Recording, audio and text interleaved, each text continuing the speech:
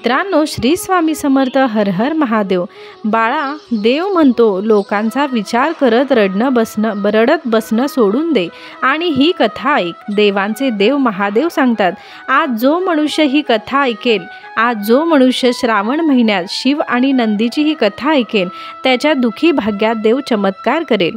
देव म्हणतो, मी तुला वचन देतो, ही कथा फक्त ऐकल्याने तुझ्या सर्व इच्छा पूर्ण होतील आणि कितीही मोठी गरिबी, दुःख, साडेसाती निघून जाईल आणि घरात सुख, शांती, समृद्धी नांदेल. कारण हा श्रावण महिना एक पवित्र महिना आहे. महादेवांना हा समर्पित महिना आहे. ही कथा अर्धवट सोडण्याचा प्रयत्न करू नये, नाहीतर तुम्ही देवाचा खूप मोलाचा आशीर्वाद गमवाल. तुमच्या अनेक रात्री निद्रानाथ झाला आहे. तुम्ही खूप उदास, दुःखी वाटू लागला आहात, हे मला जाणवते आहे. कृपया माझ्याकडे वळा. मला तुमची मदत करायची आहे. तुमच्यासाठी या व्हिडिओमार्फत अनेक चांगल्या गोष्टी तुमच्या समोर येणार आहेत. यामुळे तुमचे दुःखी आयुष्य आनंदात जाईल. आणि कमेंट्समध्ये हर हर महादेव लिहायला विसरू नका. ओम नमः शिवाय लिहायला विसरू नका. तुमच्यावर महादेवांची कृपा प्राप्त होईल. मित्रांनो, भगवान शिव आणि माता पार्वती हे तुमच्यावर कृपा करतील. फक्त ही नंदी आणि शिव आणि नंदीची ही कथा मन लावून ऐका. हे महादेवा, तुमची ही कथा ऐकणाऱ्या प्रत्येक मनुष्याची इच्छा तुम्ही पूर्ण करा आणि त्यांच्या कुटुंबाच्या भाग्यात तुम्ही चमत्कार कथा करा. ही कथा ऐकल्याने मोठ्यातील मोठ्या दुःखाचा तुमचा नाश होईल. बाळा, तुझ्यामध्ये असलेली नकारात्मकता, रोगबाधा सगळे निघून जाईल. डिप्रेशन असो, कोणतीही चुकीच्या गोष्टी तुझ्या हातून घडत असतील तर त्या जळून जातील. देवाचे देव महादेव यांची कृपा हवी असेल ना, तर कमेंट्स बॉक्समध्ये हर हर महादेव, ओम नमः शिवाय लिहायला विसरू नका. आणि ही कथा लाईक करा आणि ज्याला कोणाला ह्या कथेची गरज असेल त्यांनाही पाठवा. बाळा, शिलाधर नावाचे एक ब्राह्मण ऋषी भगवान महादेवांचे खूप मोठे भक्त होते. त्यांनी पुत्रप्राप्तीसाठी महादेवांची आराधना करण्याचा संकल्प केला आणि महादेव हे असे तसे प्रसन्न होत नाही. ते भक्तांची खूप परीक्षा घेतात आणि त्या परीक्षेत तो भक्त सफल होतो. त्यांनी खूप वर्षे तपस्या केली व त्याच्या तपस्येवर महादेव प्रसन्न झाले आणि शिलाधर समोर प्रकट झाले व म्हणाले की मी तुझ्या भक्तीवर, आराधनेवर खूप प्रसन्न झालो आहे. तुला कोणता वर मागायचा आहे तो माग, तो मी तुला देईन, निश्चितच देईन. शिलाधरने महादेवांकडे पुत्रप्राप्तीचा वर मागितला आणि हे वरदान महादेवांनी तथास्तु म्हणत त्याला दिले व अदृश्य झाले. तो खूप खुश होता. आपल्या घरी परत आला व दुसऱ्या दिवशी तो आपल्या शेतात काम करण्यासाठी निघून गेला. तेव्हा एका झाडाखाली त्याला एक नवजात शिष्य बाळ दिसले. त्या बाळावर सूर्यासारखे तेज होते. शिलाधर म्हणाला, कुणी असेल हे नवजात बाळ, असे सोडले असेल, असे ठेवून गेले असेल. तो इकडे तिकडे पाहतो पण त्याला कोणीही दिसत नाही. त्यानंतर ते बाळ तो आपल्या घरी घेऊन जातो. या बाळाचे नाव त्याने नंदी असे ठेवले. त्या बाळाला त्याने खूप मायेने सांभाळले, लाड केले, हट्ट पुरवले. त्याने त्याला खूप जीव लावला. हळूहळू सुंदर बुद्धिमानी तो नंदी हा हळूहळू मोठा झाला. नंदी अतिशय सुंदर व बुद्धिमानी होता. शिलाधराला आपल्या पुत्रावर अभिमान होता. तो खूप आनंदित होता. नंदी युवा अवस्थेत होता. एकदा 2 ऋषी शिलाधराच्या घरी आले. अतिथी हे देवासमान असतात. त्या 2 ऋषींची सेवा करण्यात शिलाधरने आपला पुत्र नंदी सोपवले व म्हणाला, या दोघांची सेवा खूप मनापासून कर, त्यांना नाराज नको करूस. तेव्हा नंदीने त्या ऋषींची सेवा अगदी मनापासून केली व जेव्हा काही दिवसांनी ते ऋषी परत निघाले तेव्हा शिलाधराला त्यांनी प्रसन्न होऊन दीर्घायुषी भव असा आशीर्वाद दिला व ते निघाले व नंदीला म्हणाले, आपल्या पित्याची व गुरूंना आनंदी ठेव. त्यांनी नंदीला आशीर्वाद दिला नाही. त्यांची काळजी घे. शिलाधर ते वाक्य ऐकून विचारात गुंगला, हैराण झाला व ते घराबाहेर गेल्यानंतर त्याने हात जोडून म्हणाला की तुम्ही नंदीला आशीर्वाद का दिला नाही? मी खूप उदास झालो आहे. असे का केले? कृपया मला सांगाल का? माझ्या पुत्राकडून काही चुकी झाली आहे का? किंवा त्याच्यावर काही मोठे संकट येणार आहे का? त्यावर ते दोघे ऋषी म्हणाले, आम्ही नंदीला दीर्घायुषीचा आशीर्वाद देऊ शकत नाही. त्याची आयु तिथून खूप कमी आहे. त्याची काळजी घ्या असे म्हणत ते तिथून निघाले. शिलाधर हे ऐकून खूप उदास झाला. तो रडू लागला. तो आपल्या घरी आला. नंदीने आपल्या वडिलांना प्रश्न केला की बाबा, तुम्ही एवढे उदास का आहात? पण हट्टापायी नंदीच्या हट्टापायी शिलाधरने सर्व हकीकत नंदीला सांगितली। तेव्हा नंदी हसत म्हणाला की बाबा, तुमच्यावर महादेवांची कृपा झाली, महादेव तुम्हाला प्रसन्न झाले।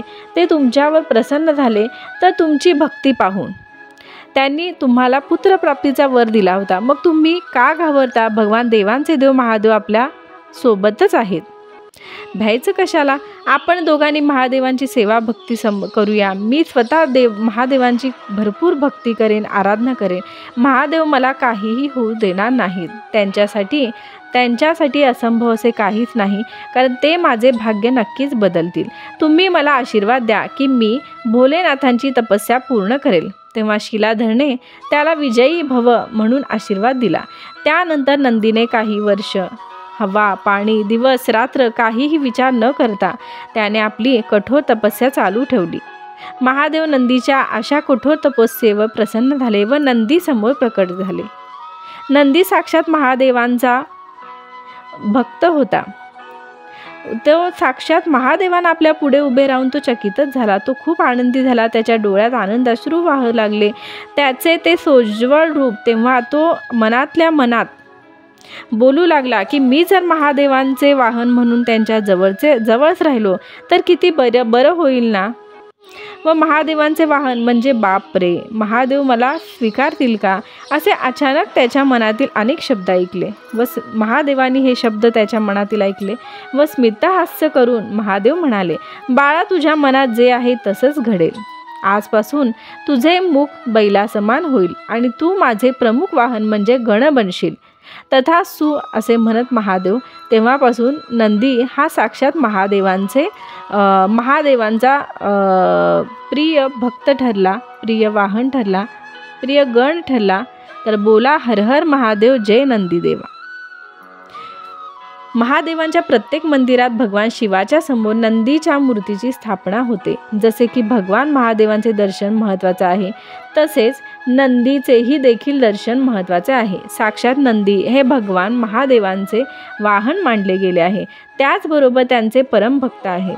असे म्हटले जाते की आपली कोणतीही इच्छा जर नंदीच्या कानात बोलली तर ती इच्छा भगवान महादेवापर्यंत नक्कीच पोहोचते। महादेवांच्या प्रत्येक मंदिरासमोर नंदी हा असतोच।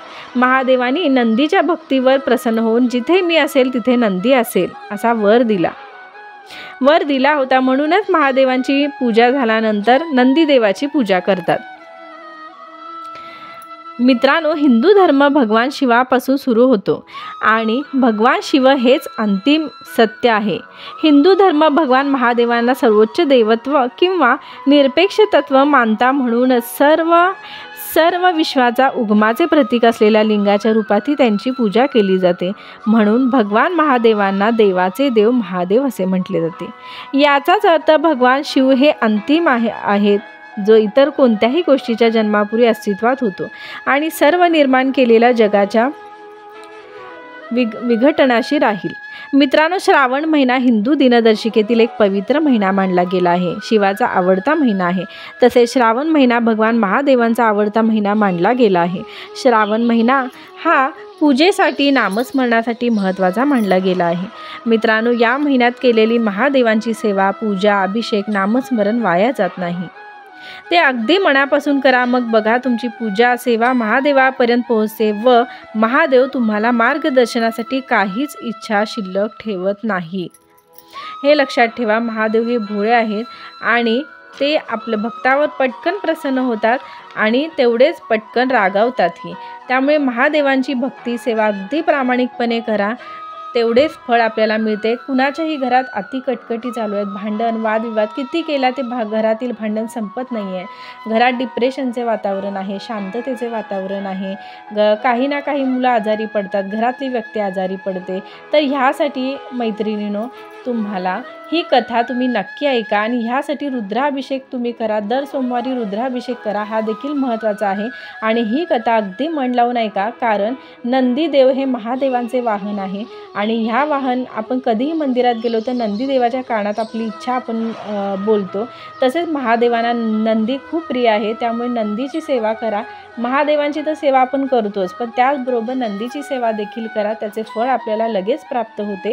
आणि इच्छापूर्तीसाठी कधीही मंदिरात गेला महादेवांच्या, तर नंदीच्या कानात तुम्ही तुमची इच्छा सांगा, ती महादेवांपर्यंत पोचते. हे मी खात्रीने सांगते, कारण माझा अनुभव आहे.